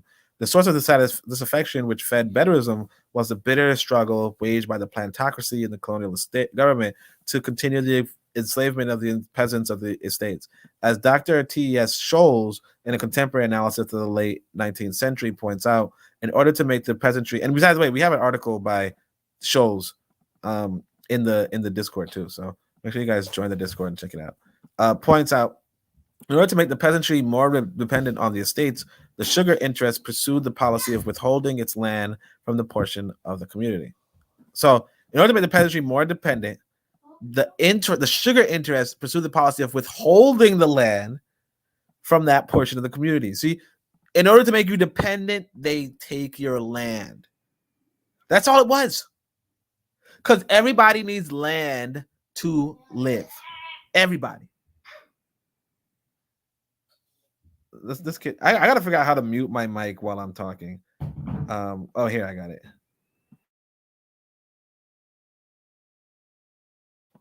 All right. So anyway, this kid was struggling with his 30-pound weight. Kids. All right. Evidence of this process is seen in the fact that because between 1894 and 1901, 128,000 acres of land had been reverted to the crown. Look at that. 120,000 acres of land have been returned to the crown. And in 1912, this figure reached 240,000 acres. The situation primarily affected the poorest peasants. They faced intensified impoverishment and demoralization and sought outlets by leaving for other plantations in the Americas. Okay. So that's partly why we had people leaving Jamaica, is because of they just, like, the colonial government there screwed us over. They saw the plantation, they left for plantations in fucking America, or by abandoning. That's a little curse. Let me try to stop cursing. Or by abandoning the country. I guess. Well, I don't know what to tell you, man. I think we cuss a lot. You know what I'm saying? Or by abandoning the countryside to settle in Kingston and St. Andrews. You see what I'm saying? Abandoning. This is the Great Migration, just like in America, where people in the South were getting their land taken from them, and then they decided, let's go to the North, and let's go to the cities. Like, this is what they do. This is how white folk did it. This is what they do. This is their recipe, and it kind of tells you, hey, look.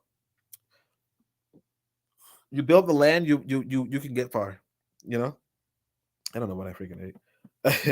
All right, so this rural urban drift was certainly one of the streams feeding the rise of Bedouinism during the 1890s. Followers of Bedouinism found an outlet in religion. The followers of Love, for their part, were spokesmen for their class and sought to develop a political movement with an anti-colonial platform. From the standpoint of colonial and racial oppression, the two streams need to be brought together into a mightier force. The possibilities for this were not realized in Love's time, and when Garvey attempted it, When Garvey attempted it, severe strains were imposed by the strength of the colonial system itself and the consistency of the middle class blacks, especially those influenced by colonial values and pressures because the little they had acquired in property and social standing, they did not want to lose. And again, nobody wants to lose even the little they have. That's another thing we have to realize about the world. Like I have this little, this little plot of land over here or whatever. You know what I mean, right? Do I want to lose it?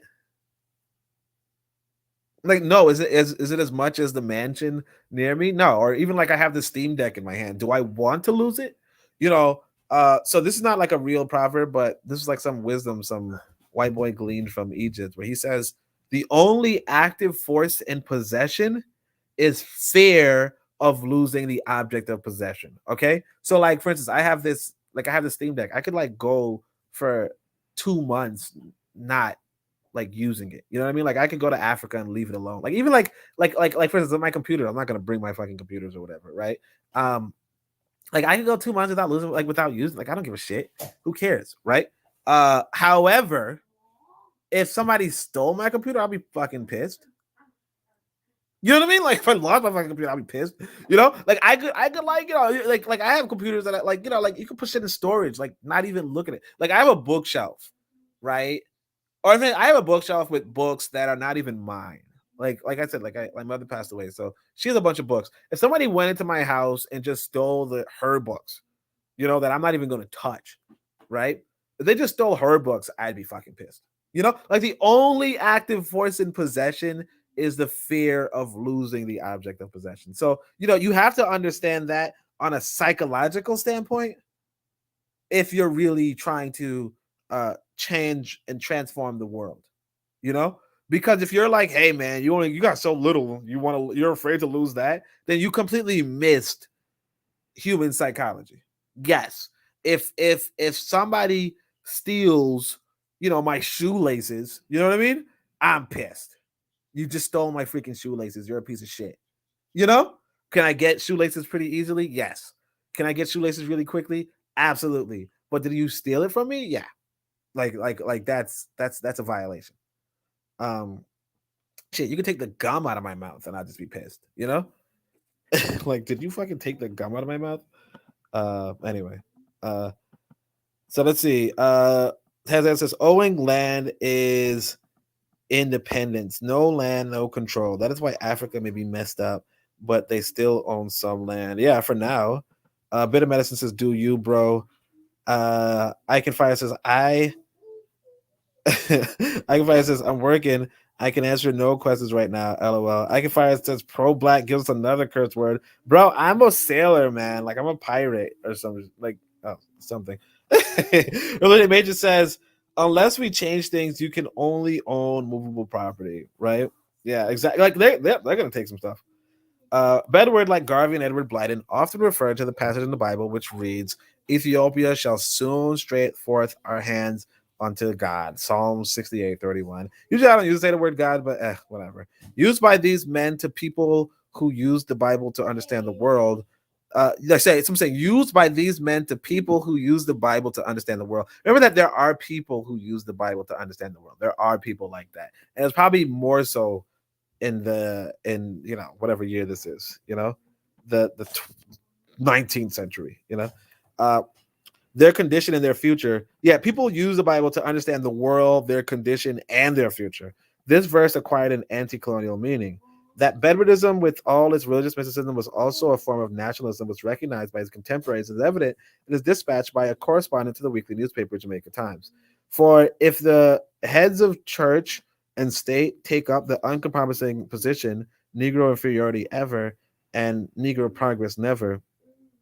So, like saying, the heads of church and state are like Negro inferiority forever and Negro progress never. Then what Du Bois, the educated American Negro teacher, and Booker T. Washington and Frederick Douglass and Dr. Love strive for will come not by the peaceful wand of the schoolmaster, but by the juggernaut car of strife.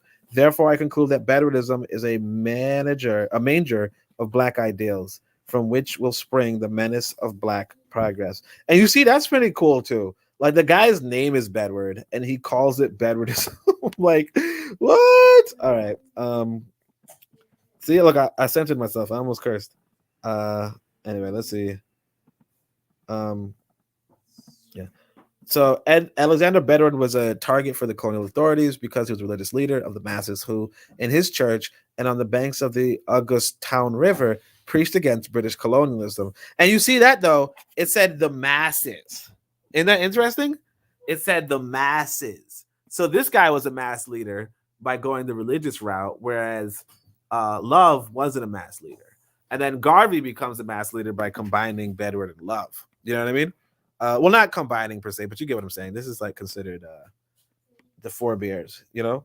Although, look, I think every man and every human being is their own person, notwithstanding the fact that they could have had deep influence by other people, you know. And that's the thing too. Like, don't ever think you're like other people are not other people. They are. You know what I mean? Nobody's your creation. You know. Alexander Bedouin was a target for the colonial authorities because he was a religious leader of the masses who, in this church and on the banks of the August Town River, preached against British colonialism. On 21st January 1891, Bedouin was arrested and charged with sedition. He spent 4 months in jail before being summoned for trial. He was judged insane. Bedouin, nevertheless, continued his religious work. He was finally put into a mental asylum. Dang. After an attempted protest march on Kingston, April 1921, when 685 of his followers were arrested and 208 were convicted.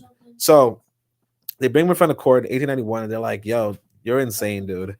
And then they release him and then they put him in a freaking mental asylum, you know?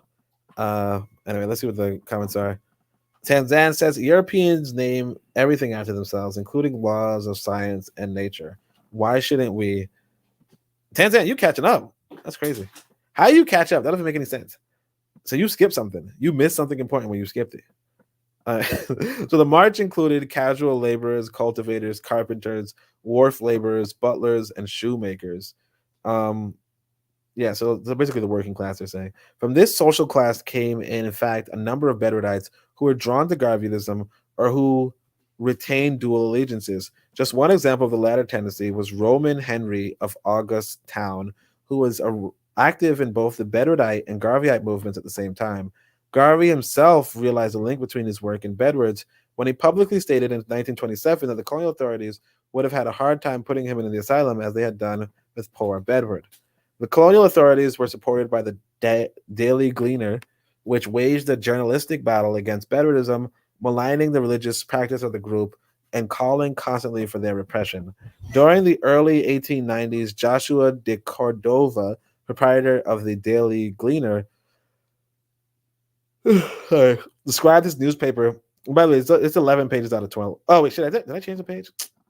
Let me not curse. I've got to change the page.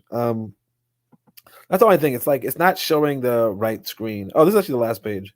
It looks like it's not showing the raw. Like I can't share my PDF, like my application for some reason. That's kind of crappy, Loki. All right. So the colonial authorities were supported by the Daily Gleaner, which waged a journalistic battle against Bedouinism, maligning the religious practices of the group and calling constantly for their repression. During the early 1890s, Joshua de Cordova, proprietor of the Daily Gleaner, described his newspaper's policy towards Bedouinism in the following way. The Gleaner set itself by reporting and sarcasm to kill the folly and ridicule it out of existence. This was, however, not the truth. Sarcasm and ridicule were minor aspects of a broader policy. In 1921, official policy was to destroy Bedouinism by force. The determination to crush Bedouinism is clearly evidenced in the instructions to prearrange the charges under which Bedouin would be arrested on the day in April he and his followers attempted to march from the August Town camp into Kingston. Plans were also made and effected by the police to ambush the march at Matilda's Corner. Many of the Bedouin followers were subsequently arrested and sentenced to hard labor on trumped-up charges. The Gleaner argued that the only way to smash up the gang was compulsorily to acquire the lands in the village. You see that? So this is a newspaper. I don't know what the newspaper is. So let's see. Tanza says, when I'm behind, I catch up by listening on 2 times speed. I talk fast, so I'm pretty surprised that you could understand me at 2 times speed. Icon Fire says, Bedouin pro-black, you're real deep. I never expected this down in Jamaica business. Now, this is not me. I should have said that earlier. This is not my article. But I mean, I said at the beginning. I think only Tanzania heard the beginning though. Anyway, but yeah, this is not my article. I would appreciate being deep, but this is not my article. But look at this right here, though. Y'all see that though? This is the Gleaner. This is the local newspaper saying, "Hey, look, the only way to smash up these people is to acquire their land." Okay, they get it. White people understand. They get it. They get it, and they're in Jamaica saying this. Like, see, I want to say Tarated. Is Tarated a curse? I don't think that's a curse, right? But is it a curse? But that's something that Jamaican people would exclaim in this sort of example. They'd be like, Tarated, you know? I don't think it's a curse, though. I don't think so. All right. So this was supported by the letters to the press. In one of its characteristic racist comments, the Gleaner stated, "We must choose now between tolerating West African survivals on a gigantic scale and preserving the name of Jamaica as a civilized country." So basically, they're like, look, and I don't even know if the Gleaner, real talk, I don't even know if the Gleaner is. So Joshua de Cordova, which sounds like an Italian low key, but I don't even know if this guy is now he sounds like an Italian, so I don't know. But I don't know if the author here is even white or black. But they're like, look, yeah, should we choose between Jamaica being the descendant of West Africans, or should we make it like a civilized fucking country? Like, what does that even mean? Oh my gosh, I keep cursing. All right, let me see. All right. So what we know now as psychological warfare has a long history in the media in the hands of the ruling class, is used alongside the gun. What we now know as psychological warfare has a long history as the media in the hands of the ruling class is used alongside the gun in the hands of the soldiers and police. You see that? The media in the hands of the ruling class. Okay? The fourth estate, that's what they call it. The Gleaner resorted both to ridicule and the advocacy of force, using each according to its assessment of the threat represented by the Bedwardites. The challenge to the colonial system originating from Love and Bedward was to inform and inspire Garveyism itself, which in its turn was to incur the opprobrium of the colonial authorities, supported by the colonial press. And the same tactic that the Gleaner had used against the Bedwardites were to be ably used by the Gleaner's lead writer, H.G. Delisser, against the Garvey movement in the 1920s and 1930s. See what I'm saying? Like, the thing is this, you talk all this free press you want. The free press that destroyed the movement before, destroyed the movement after. Come on. These are the footnotes. These are references. I don't think there's anything. So these are just a bunch of citations. So a lot of it is citing the Jamaican Advocate, different articles in Jamaican Advocate, which is just a nice historical place to look into things. But other than that, yeah, that's pretty much it. This is the trials, and this is a book right here. This is another book, Jamaica, 1830 to 1930, a study of economic growth, and that's something that you really have to like pay attention to. That's how people can study the economic growth of an area.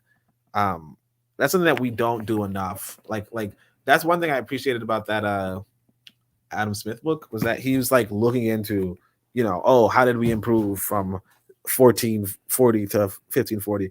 And I don't know if there was a parallel per se in Africa, and there might have been, but like we don't we don't really associate with it anymore. You know what I mean? We don't associate with that study anymore on a large scale. THT Skulls. So we have another article. This brother, you could probably read. I don't know if it's going to be this particular work, but there's like another article in the Discord, so check it out. Oh shoot, you guys can't even see my screen. I feel like a dunce. You can't even see my screen. I'm just like reading to you the thing. I wonder if you guys could even see. All right, whatever. Let's see. So Revolutionary Matron says they come in and declare that you must pay taxes on land that your family has lived on for generations. In the name of civilization, you pay for rulers to live that have no connection or care for you. Yeah, it's the big hustle. It's like, look, I know you're living on a farm, right? But you now owe me money. And they're like, okay, how do we get the money? Well, if you work for me, you get your money, and then you could pay me. And so you now can't afford to do the land, and it's the big scam. It's the big scam. Tanzan says, yes, I was here from the beginning. Good read. Cap. Why would you have to catch up then? Anyway. Ike Fire says the newspaper is still permanent in Jamaica today. See how they take our lands away and cause us to migrate. Yeah, that news, like, the Gleaner is still there, and that's what I'm saying. Like when Howard in Grenada was that um John what's his name, Maurice Bishop is being interviewed by ABC. ABC is feeding information into Ronald Reagan, so Ronald Reagan go over to Grenada and kill Maurice Bishop. Okay, like not him physically, but you understand what I'm saying, right? Notwithstanding that, ABC is still in the black community to the point where we now have Blackish and all that kind of stuff on ABC.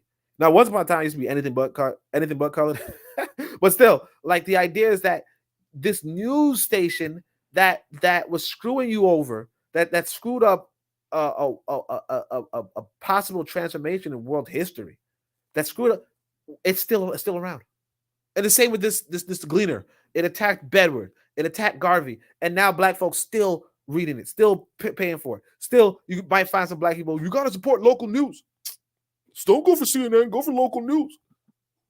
Illustrated Major says, yes, they make you pay for things you used to get for free. Exactly. Ike Fire says, I know it's not your article. I'm glad you're reading it. Appreciate it, bro. Tanzan says, if they could charge for oxygen, we would pay to breathe. Yo, Tanzan, where you get this weed shit? You know, I ain't French. You know what I'm saying? EL says, sounds like feudalism. That's what they did. And then Occupy says, Tanzan, I can't tell you the meaning of the word because it's traumatizing. What? It's traumatizing. I didn't know that. Anyway, fam, that's pretty much the whole pod. That's all the whole article. I'm surprised nobody jumped on. I gave the link, but yeah, this is me on my Steam Deck. Let's see, the battery went down like 40% or something like that. Yeah, like about 40% of the battery was drained from this. That's crazy. So y'all know what that means. How long was the podcast? Oh, 2 hours. That's not bad. I mean, it sucks, but still, I did 2 hours for 40% of the battery. I mean, that's still bad, but it's not good. I mean, obviously, I could have had it plugged in. I just didn't. But other than that, that's me trying this out on my Steam Deck. So hopefully, when I'm in Africa, I could have a interactive podcast and all that jazz. You know, I don't know how to shoot the commercials and stuff. Do I even have? Oh, okay, so I probably have to download the video file onto Steam Deck, and then and then do all that stuff. But other than that, it's whatever. So Tanzan and I can fire. All right. So anyway, fam, that's pretty much the entire chat. And until next time, I'll probably join you guys on Sunday. Make sure you guys check out Tanzan in like 4 hours. But other than that, Tanzan finna get handed to, obviously. But yeah, I mean, this is a podcast network. Make sure you guys check out all the podcasts. I put them in the description. So check it out. But other than that, Shemem Hotep, Uncle Ja Seneb Neb, Amen, Ma'at, Dua Netra.